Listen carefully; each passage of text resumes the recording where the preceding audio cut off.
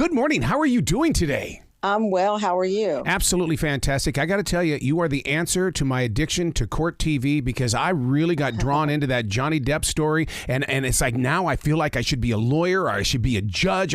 And I'm so jealous that you get to be so up close and personal. Oh, well, you know what? It is a fascinating role to play. You know, I've been a journalist for 30 years and I've covered crimes and cases as a reporter on the streets, you know, doing all kinds of reporting over my career. And this particular show, to your point, is so interesting because right now, more than ever before, you're not alone. People are so engaged in true crime, in court drama. To your point with the Johnny Depp and Amber Heard, Court TV saw record ratings with the engagement. And with our show, Someone They Knew, entering its second season, I think people have that same feeling because these are stories from the point of view of the real people involved. And because of Court TV's archives and the resources, we're able to pull, you know, actual footage from the courtroom, actual interrogations of some of the suspects, and that same feeling of being that lawyer, that detective, that juror that we had watching the Depp trial, the Depp case rather. I think you have that because you do wonder, would I have thought that person was the suspect? Would I have figured that out? And in some cases, for me personally, watching the interrogation of individuals who are ultimately guilty and hearing what people do to try to manipulate and get themselves out of that situation and get themselves from being charged, it's fascinating. So often, the only story we get is that's on the 5 o'clock news, which is usually what, a 3-minute story or a newspaper where you may get a paragraph. No, like a minute 30. Yeah. Oh my God! And then when you have Someone They Knew on Court TV, the victims, and you talk to the lawyers and the jurors, and I mean you really give us the full story here, and you open up our eyes to start paying attention. Yeah, I think so. Because listen, many of us, if not most of us, most of the people listening will get that call to be a juror. Hopefully we never get that call to be, you know, a defendant, but we could be in a position at any given time where we are sitting in judgment. You know, we're listening to the case and we're dissecting the case. And I think, again, that's why this show is so fascinating, because it's not from the point of view of hearsay or reenactments. These are the people who were involved in some of the biggest cases. We have 24 episodes this season, follow up to last season. And for me, I'm always fascinated on how cases go dormant for so long. My sister was involved, the victim of a homicide that is still unsolved to this day.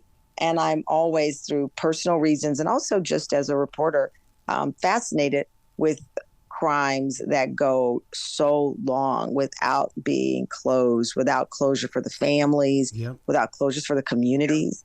And we explore a couple of those this season.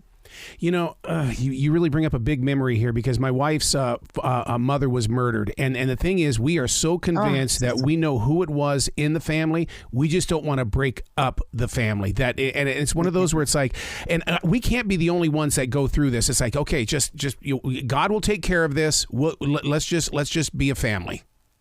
Wow. You know, you're so brave. And my heart goes out to your wife. And please let her know that, because I understand that as well. I've been asked many times, you know, will you feature your sister's case on the show? And I said, you know, it's not my call. She has children, and that's a decision that they would need to make or want to make. But I understand the same feeling. You know, when my sister's case happened, the investigator very specifically said, we know who is responsible, and it was someone she knew. That said, there was not enough evidence, according to investigators, to bring the case to trial, to bring the case to the DA, to be honest with you. And they felt at the time that, you know, we could take out, Crime Stoppers and different things that they offered to get more information and hopefully get enough to solve the case.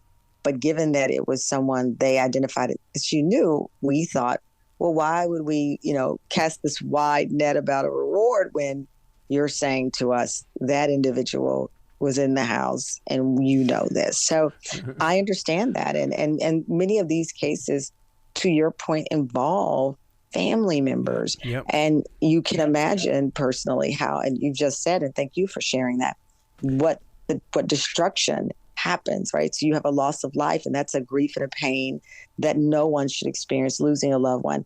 And then when it's someone known to the family, what happens from that?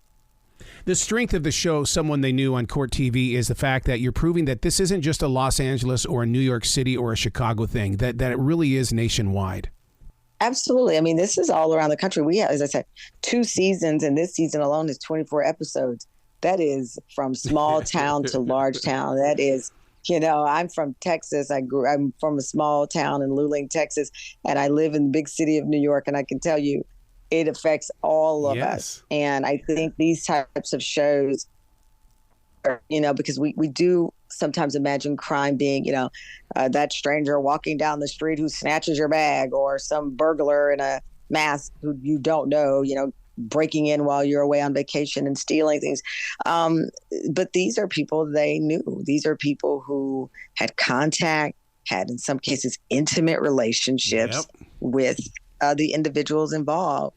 There's a case that we cover where this individual, several boyfriends end up mysteriously ill. And as you can imagine, the direction from what I just told you, where it goes, and you wonder why. I mean, we ask ourselves that all the time. There are big cases as we speak where people are saying, why not just leave? Why do you have to kill your spouse? Why do you have to kill this individual? Why can't you just leave? Or if you're in a business relationship and it's gone bad, why not just, end the business and go your own way?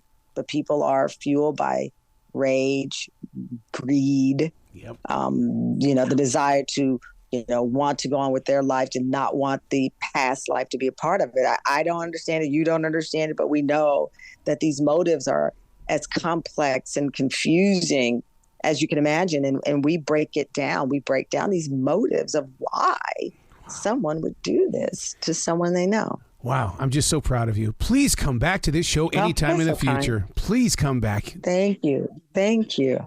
Well, you be brilliant today, okay? I will do my very best. Thank you. That was a kind thing to say. Thank you.